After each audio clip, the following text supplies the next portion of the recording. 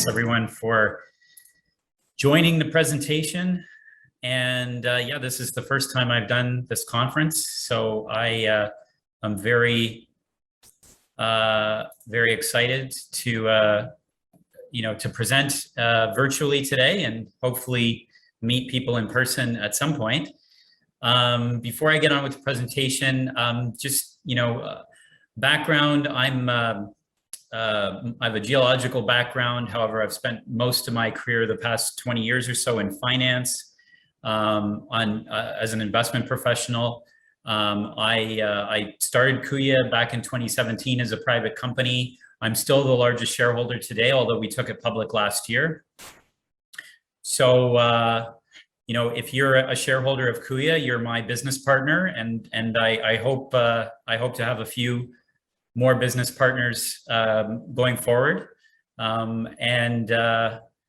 With that, let's start the presentation. I'll just start here with the background quickly. And what I'm going to do today is I'm going to focus more on the big picture of our company and our strategy, because it's a new story, I think, for most people here, and because I really want to cultivate long-term shareholders for our company. We've got a lot of exciting news coming in the short term, but really the big potential for Kuya is a multi-year company with huge growth potential in the silver market. So that's really, I think, our strongest selling point, if you will. Okay, so our flagship asset is the Bethania silver mine in Peru. It was producing up until 2016, always as a toll milling operation. So where the previous owners would mine this very high grade silver polymetallic ore, have it processed somewhere else at nearby mines. We looked at it, we saw, first of all, underground mining costs were pretty low, recoveries were good, but it was undercapitalized. They never did any exploration. And they obviously didn't have the capital to build a mill at site, which would reduce costs further and allow for more production. So we decided, okay, we can address those things. It does require permitting, engineering, expertise, which we have. And we started along that path back in late 2017. As a private company, we were able to get the EIA approved, environmental permit approved. And we did a lot of other basically de-risking activities, engineering, et cetera, to get the project, to where it is, where it was last year when we went public. We went public, we were able to actually buy out the owners completely. So we now own 100% of the mine. And this year we focused on continuing to finish all the engineering required for the final permits, as well as we did an extensive drill program, and we got some great results from the drill program. Going forward, what we're looking to do, if you look at sort of the gray bar on the right, our future is, we're a near-term silver producer. We can get this plant going in the next year, and that would make us a meaningful silver producer. We then want to grow, because we're going to keep exploring and making Bethania bigger. So we're going to grow even further from this initial production rate. We did buy a second project in Canada, in Northern Ontario, called the Silver Kings Project. So we do feel that it has the potential to be our second mine in perhaps 3 years' time. And there's a tremendous valuation gap between the junior silver producers and all the other exploration companies that are out there. And by us being able to become a producer here in the next 12 months or so, there's a huge upside potential for our shares that, frankly, I don't believe is the case for the majority of the exploration companies out there. A word about our capital structure. So we only have 45 million shares outstanding, very few options and warrants, so very tight, clean capital structure. Management owns almost 22%. The biggest shareholder is me. We also have our advisory team, including Quentin Henning and two of our Peruvian partners that own about 12% of the company. Eric Sprott owns 4%, and then we have a number of other mining funds that own big 2-3% of the company. And then we've got quite a bit of retail as well. So that's our shareholder base at the moment. All right, so here, this is important because, you know, we're down here right now. The market's been really tough the last 6 months in silver, I'm sure in gold as well. We're sitting at around a 60 million market cap. Not that long ago, our market cap was was well over 100 million, maybe 120 or more at the last peak. But nevertheless, we're about 60 million market cap right now. You know, what I would consider to be our peers in terms of production would be companies like Aya sitting there at $1 billion, GoGold sitting, 800 million market cap. What they have is relatively small production, but growth potential, growth in production and growth in resources. And that's where we're going to when we build our plant. We're going to have similar production, actually probably a bit more than what Aya and GoGold have today. And at the same time, we're going to do exploration so that we've got bigger resources. We can talk about expansion, and that's what the market likes. They like the growth profile. They like to hear that their companies are going to be producing more and more silver in the future. And we can deliver that with Bethania and our other projects. This business model of starting with these high-grade vein mines has been done successfully by other companies before, including some of our bigger peers like First Majestic. Pan American Silver actually started in Peru, just like us, back in 1995 with Kiravilca. First Majestic in Mexico, Fortuna Silver also in Peru. So this has been done before. And why do successful silver companies do this? Because there's some advantages to high-grade silver mines that is really special to the silver market. First of all, they tend to occur in Peru and Mexico. There's maybe a few opportunities in Canada and the United States as well. Generally, it's those, 4 countries, I would say, that have the best silver mining potential at the moment. And in Peru and Mexico, and specifically, you end up with these undercapitalized, sort of local, small-scale miners. What you can do by bringing the capital markets from Canada, you can properly capitalize these assets, do the exploration, increase reserves and resources, increase production, and lower costs. And that's what we're doing at Bethania right now. As with most silver projects, you have some byproduct sales. In our case, it's about 35% of the value is from lead, zinc, copper, and gold. But we are dominantly silver. And these projects tend to be lower risk, meaning geology is predictable. They're veins. You follow the veins.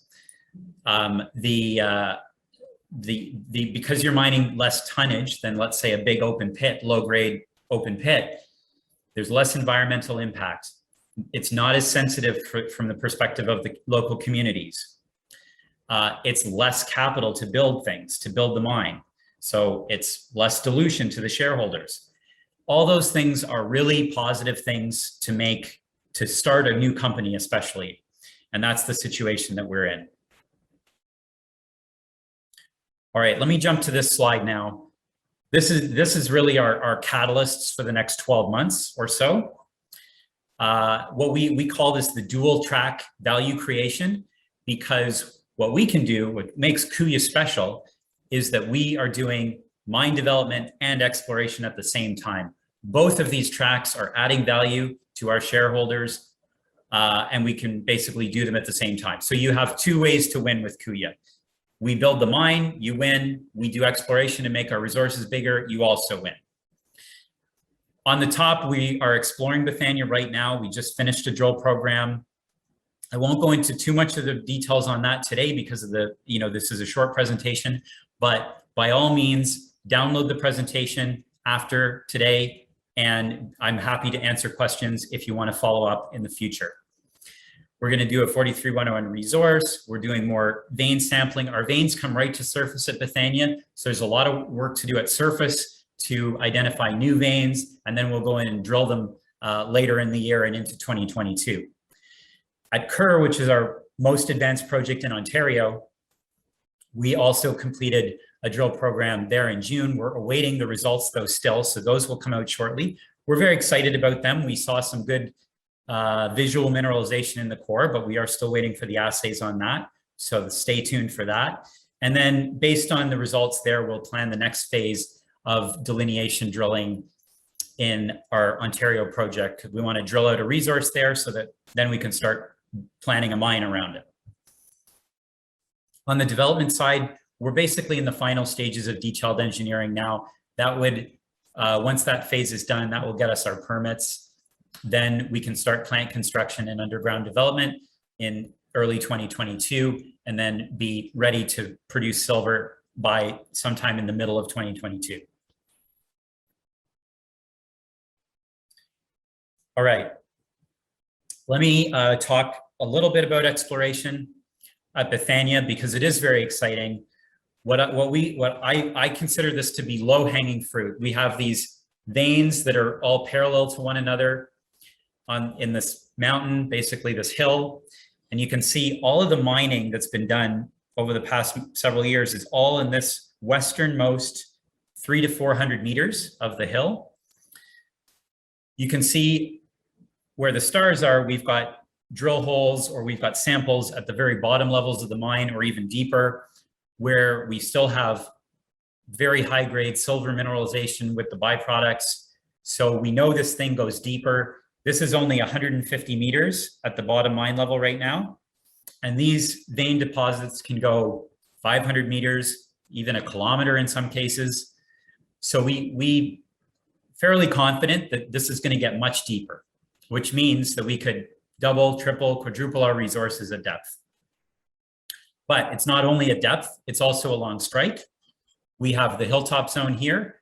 This was kind of a new discovery. We knew about this old mine over here on the other side of the hill called Espanola Dos.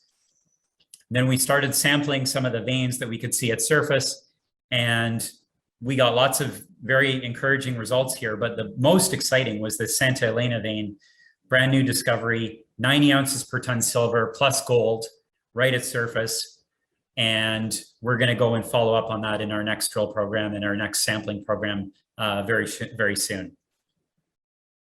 So when we look at where we can grow our resources at Bethania, we've got growth at depth. We've got growth over here in the hilltop zone, which there's no resources on right now.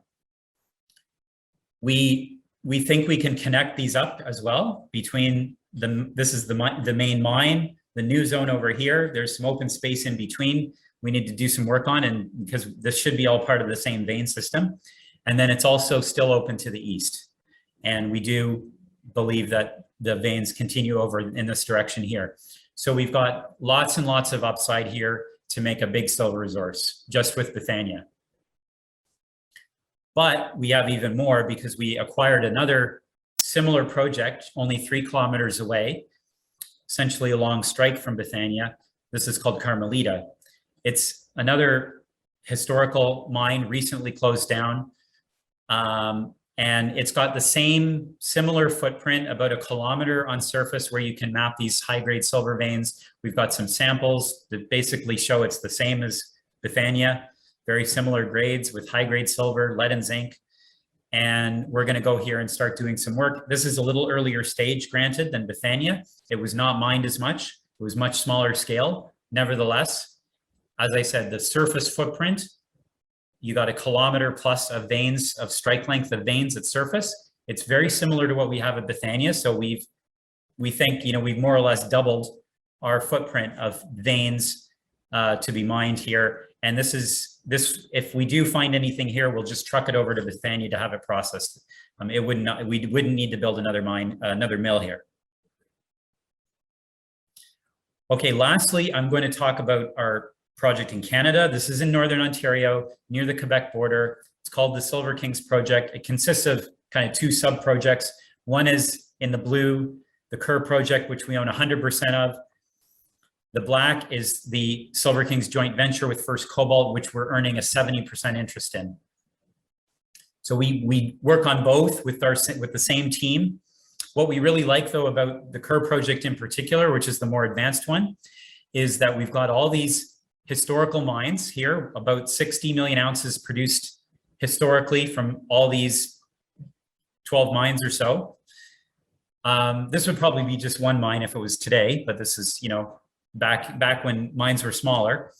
Now, what we found here is that these veins, these silver veins that were mined, they never mined below, or for the most part, didn't mine below 100 meters. Although in other places in the camp, we do find mineralization below 100 meters. There's nothing geologically preventing the veins from going deeper. And in fact, the previous operators, which was First Cobalt, made a deep discovery in hole 93, 2.2 meters at, you know, below 100 meters depth from surface. So we are following up on that. We think that's a new discovery.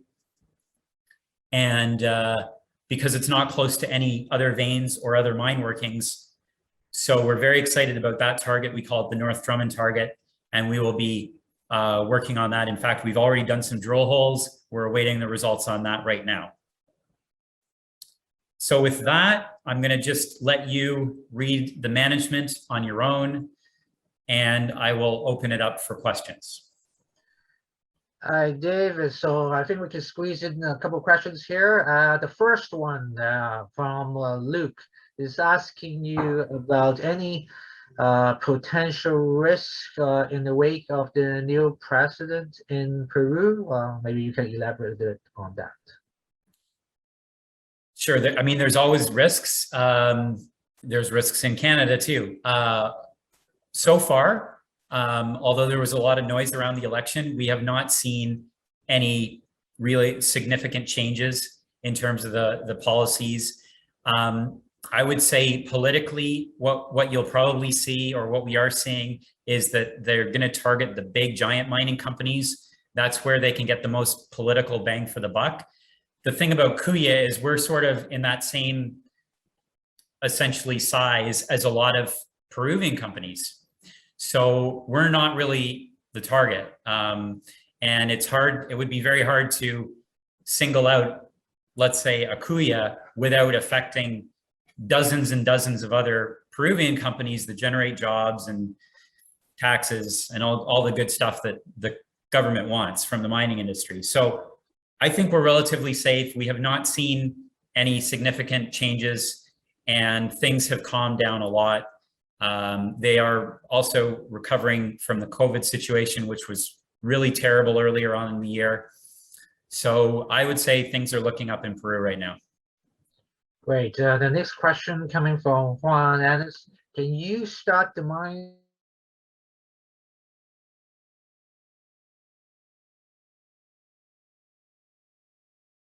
We expect the mining will be similar. I mean, we will probably invest in some new machinery and stuff, but in general, the mining method will be the same.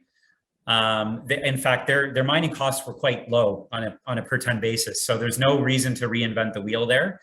But they had no processing at site, and that's really the thing that we're changing right now, and we're permitting that so that we can have a plant at site. We can produce concentrates at site.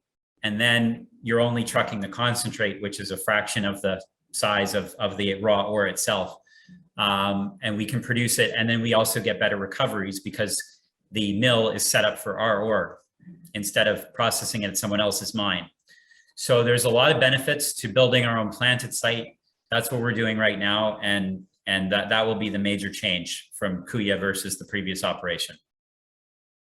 Thank you, David. Again, thank you for joining us here today. Thank you. It was my pleasure.